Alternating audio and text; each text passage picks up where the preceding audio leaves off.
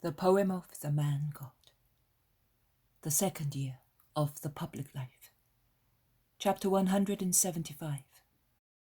The leper cured at the foot of the mountain. 30th of May, 1945. Amongst the many flowers which perfume the earth and delight our eyes, I see the horrible spectre of a revolting, corroded leper, completely covered with sores. The crowd shout with fear and rush back to the lower slopes of the mountain. Some of them gather stones to throw at the rash man. But Jesus turns round with his arms fully stretched out and shouts, "Peace! Stay where you are! Be not afraid! Put the stones down! Have mercy on a poor brother! He is a son of God too!" The crowds obey, overwhelmed by the power of the Master, who moves forward through the tall grass in bloom to a few steps from the leper, who on his part has understood that Jesus is protecting him and has come nearer. When he reaches Jesus, he prostrates himself, and the blooming grass envelops him like a cool, scented water.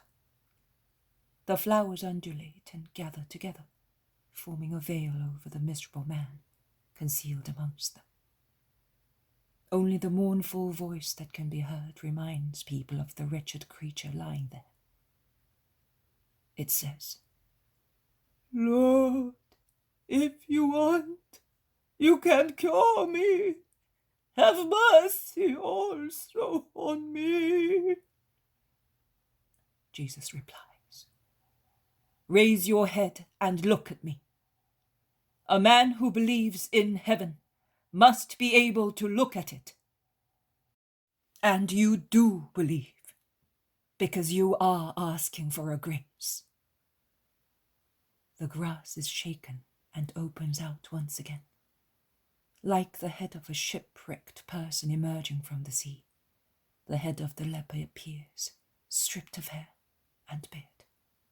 His head is a skull, not yet entirely deprived of all flesh. And yet Jesus does not disdain touching that forehead with the tips of his fingers, where there are no sores on the skin. But the skin on that spot is ashen grey, scaly, and lies between two putrid erosions, one of which has destroyed his scalp, and the other has opened a hole where his right eye was, so that I could not say whether the ball of his eye is still in the huge socket, which between his temple and his nose lays bare his cheekbone and his nasal cartilage, full of corruption. And Jesus, holding the fingertips of his lovely hand there, says, "I want it. Be cleansed." And as if the man were not eaten away and covered with sores, but only covered with dirt on which cleansing waters were poured, the leprosy disappears at once. First the wounds heal, then his skin becomes clear. His right eye appears between fresh eyelids. His lips close round his yellowish teeth. Only his hair and beard are missing. That is, there are only scanty tufts of hair, where previously there was only a tiny piece of wholesome skin. The crowds shout in amazement, and their joyful shouts tell the man that he is cured. He lifts his hand, so far concealed by the grass. He touches his eye, where the huge hole was. He touches his head, where the large sore showed the skull, and feels his fresh skin. He stands up, looks at his chest, his hips. He is all wholesome and clean. He collapses once again on the flowery meadow, weeping out of joy. Do not weep. Stand up and listen to me. Go back to life according to the right, and do not tell anybody until you have accomplished it. Show yourself to the priest as soon as possible. Make the offering prescribed by Moses as evidence of your miraculous cure. It is for you that I should witness, my lord. You will witness for me by loving my doctrine. Go. The crowd has come close once again, and they congratulate the man miraculously healed, although from due distance. There are some people who feel they ought to give him some provisions for his journey and throw some coins to him. Others throw bread and foodstuffs, and a man, seeing that the leopard's clothes are nothing but torn rags, through which his entire body is visible, takes his mantle off, ties it in a knot as if it were a large handkerchief, and throws it to the leper, who can thus cover himself decently. Another man, as charity is contagious when it is in common, cannot resist his desire to supply him with sandals, takes off his own and throws them to the leper. And what about you? Asks Jesus, who saw the gesture. Oh, I live nearby. I can walk barefooted. He has to go a long way. May God bless you and all those who have helped our brother. Man, you will pray for them. Yes, I will. I will pray for them and for you, that the world may have faith in you. Goodbye. Go in peace. The man walks away a few yards, then turns round and shouts, Can I tell the priest that you have cured me? It is not necessary. Just say, The Lord had mercy on me. It is the whole truth, and nothing else is required. The people throng around the master, forming a circle which does not want to open at any cost.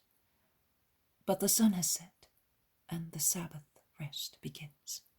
The villages are far away, but the people do not pine for their villages, their food, or anything else. But the apostles are worried about it, and they tell Jesus. Also the elder disciples are worried. There are women and children, and while the night is mild and the grass for the meadow is soft, the stars are not bread, neither do stones become food.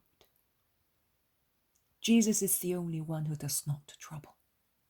The people in the meantime eat the remnants of their food without any worry, and Jesus points it out to his disciples.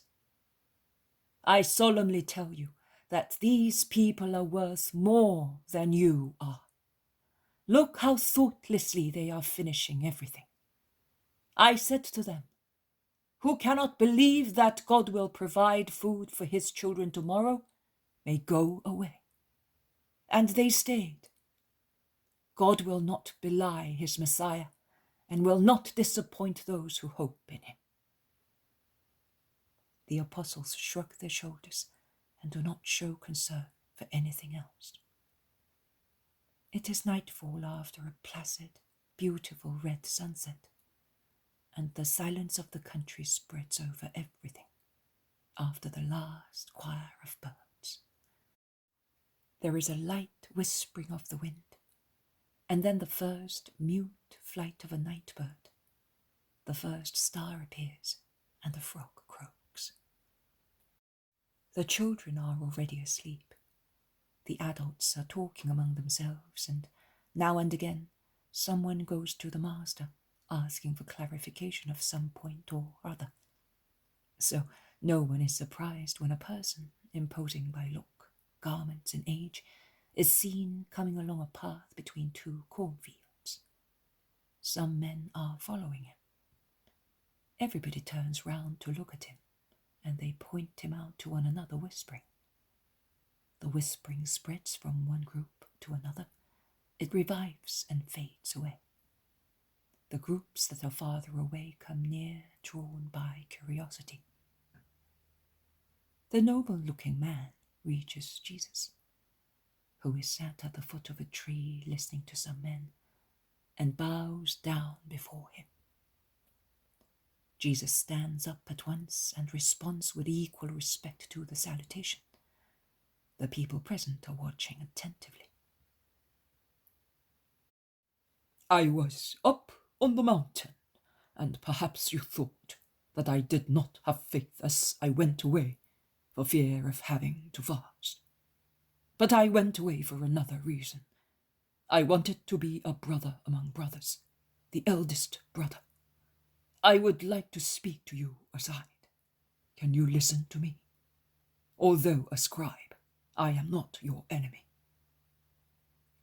Let us move away a little. And they go into the cornfield.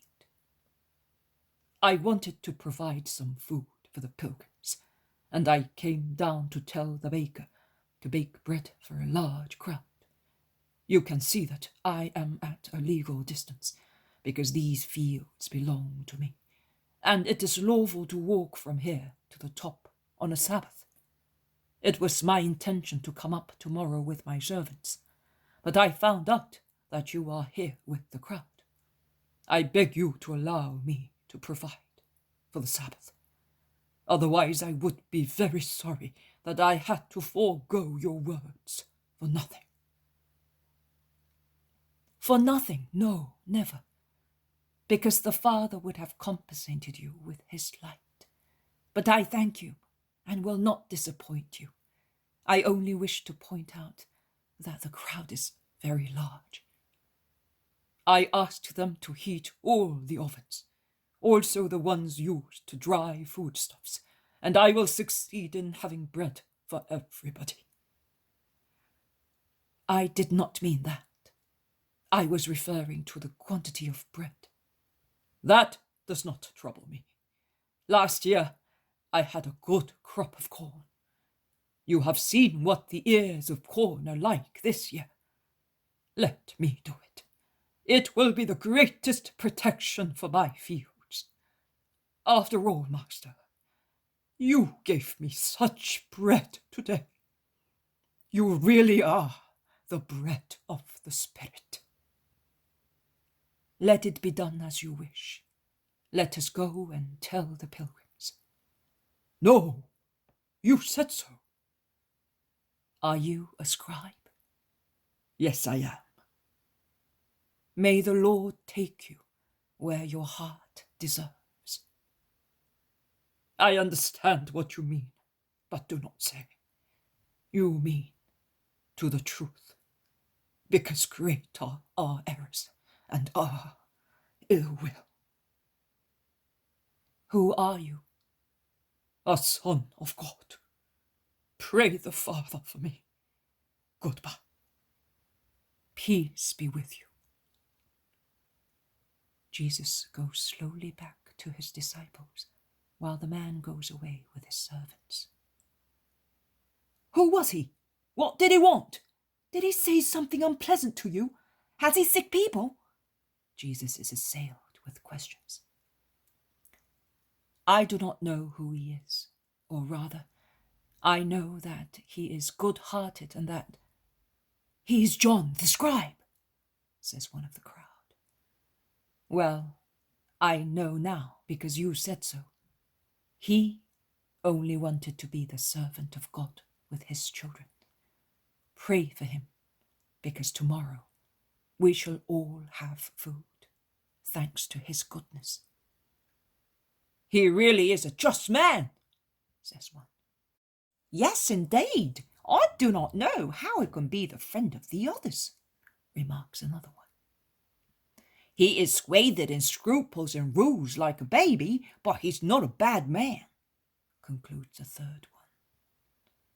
Do these fields belong to him? Ask many who are not from this part of the country. Yes, they do. I think that the leper was one of his servants or peasants, but he allowed him to stay around here, and I think that he also fed him. The comments continue, but Jesus does not pay attention to them. He calls the 12 near him and asks them, And what should I say now in regard to your incredulity? Did the Father not put bread for all of us into the hands of one who by caste is an enemy of mine? O men of little faith! Go into the soft hay and sleep. I am going to pray the Father that he may open your hearts and to thank him for his kindness. Peace be with you. And he goes to the lower slopes of the mountain. He sits down and collects his thoughts in prayer. When he raises his eyes, he sees the myriad of stars crowding the sky. When he lowers them, he sees the crowd of people sleeping on the meadows. Nothing else. But such is the joy in his heart that his face seems to become transfigured by a bright